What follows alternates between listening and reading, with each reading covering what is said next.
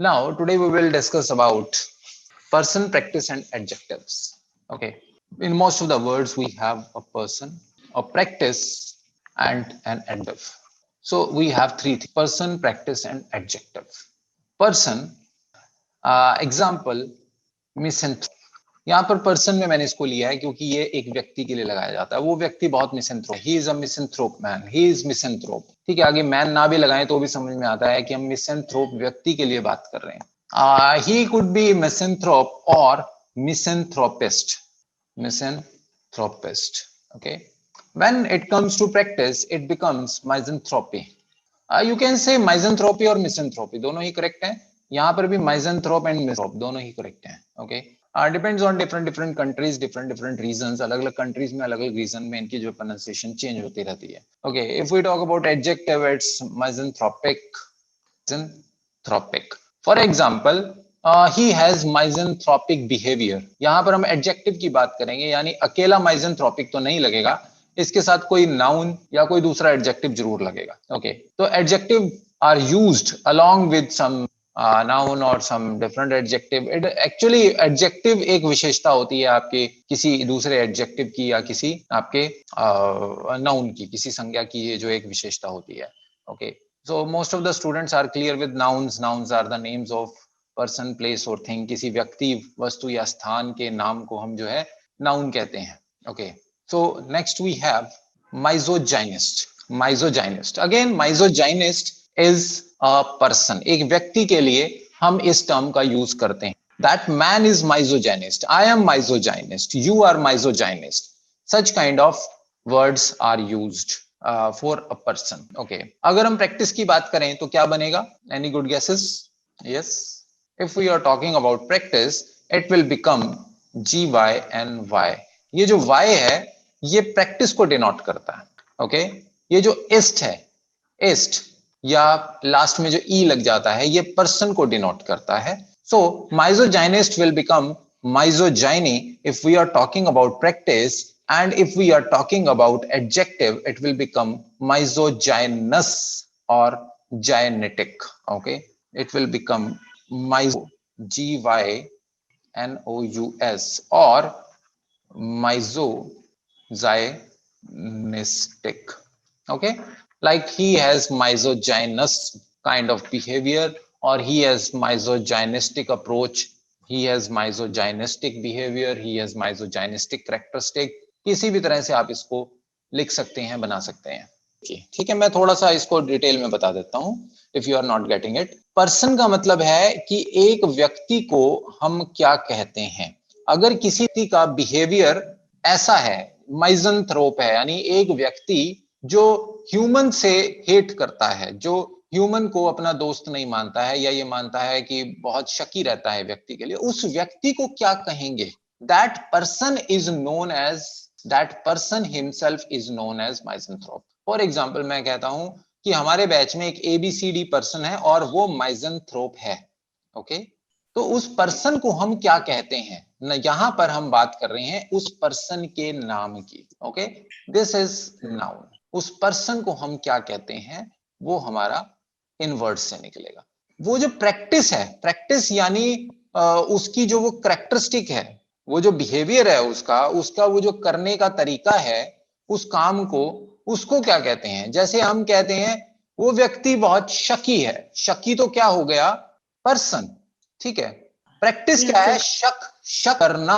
शक करना एक प्रैक्टिस है. ठीक है.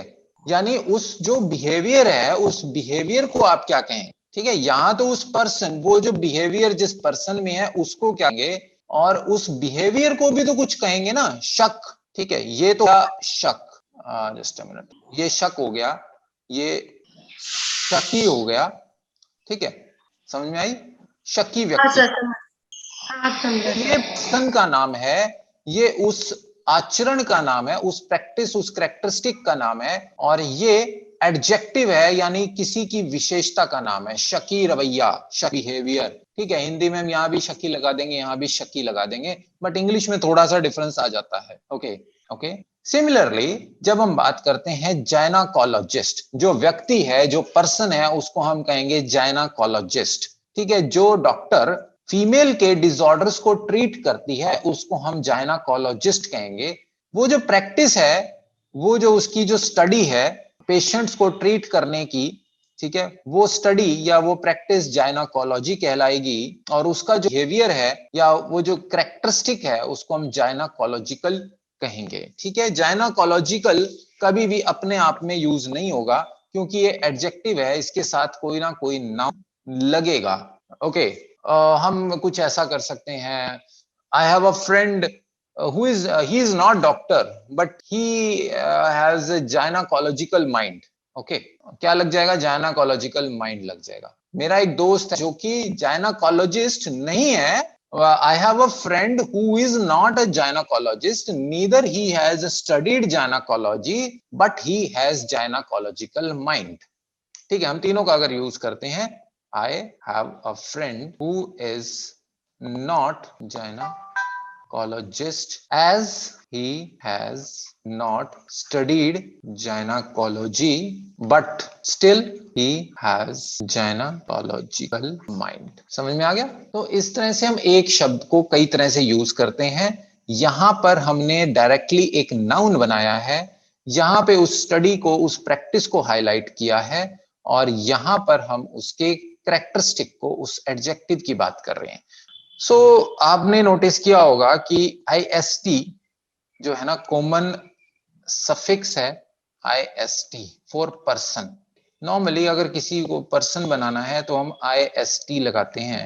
Y लग जाता है लास्ट में, किसके लिए? प्रैक्टिस के लिए या एटीट्यूड के लिए। प्रैक्टिस या किसी के बिहेवियर के लिए या एटीट्यूड के लिए। ओके, या फिर हम इक लगाते हैं लास्ट में, इक या OUS इक या OUS लगाते हैं, दैट क्रिएट्स एडजेक्टिव। ठीक है, आपको देखना होगा कि क्या बन रहा है क्या नहीं बन रहा। कई बारी बहुत सारे वर्ड्स ऐसे होते हैं जो आपने सुने भी नहीं होते, ठीक है, लेकिन आप उसको बड़ी इजीली बना सकते हैं। आप बनाकर देख लें, अगर लास्ट में इक आप लगा पा रहे हैं, जैसे अब मैं OUS नहीं लगा सकता इसके आगे, एंथ्रोपोलॉजिस्ट OUS बोला ही नहीं जाएगा, it is not possible to speak like that. ठीक है, एंथ्रोपोलॉजी को काउस नहीं बन पाएगा। तो बेसिकली बोलने की कन्वीनियंस आपको जिस तरह से भी होती है तो वो आप बना सकते हैं। सिमिलरली हमारे पास एस्केटिक था, तो यहां पर अब हम रिवर्स करेंगे। हमने एस्केटिक वर्ड पढ़ा था in our first vocabulary, first या सेकंड डे पे हमने एस्केटिक किया था। एस्केटिक कौन है? Who is ascetic? योगी टाइप का व्यक्ति, बताया था मैंने। योगी टाइप का जो व्यक्ति होता है, that man is known as ascetic. ठीक है, एस्केटिक अपने आप में एक एडजेक्टिव भी है और एस्केटिक अपने आप में एक नाउन भी है। ठीक है, ascetic life, he is living an ascetic life. Okay, या हम ये कह सकते हैं he is ascetic, the man is ascetic. तो ये दोनों तरफ है। लेकिन अगर हम प्रैक्टिस की बात करें तो क्या है? एस्केटिसिज्म। ओके, एस्केटिसिज्म, इज्म लग जाएगा तो वो भी आपकी प्रैक्टिस की ओर ले जाएगा। तो यहां पर आपकी रिवर्स जो है ना, दूसरे तरह से आप इसे हमने कन्वर्ट किया, a different kind of conversion is there. But आप ऐसा कोई हार्ड एंड फास्ट रूल नहीं है जिसको आप फॉलो करेंगे। यहाँ पर एक ही चीज चलती है, प्रैक्टिस।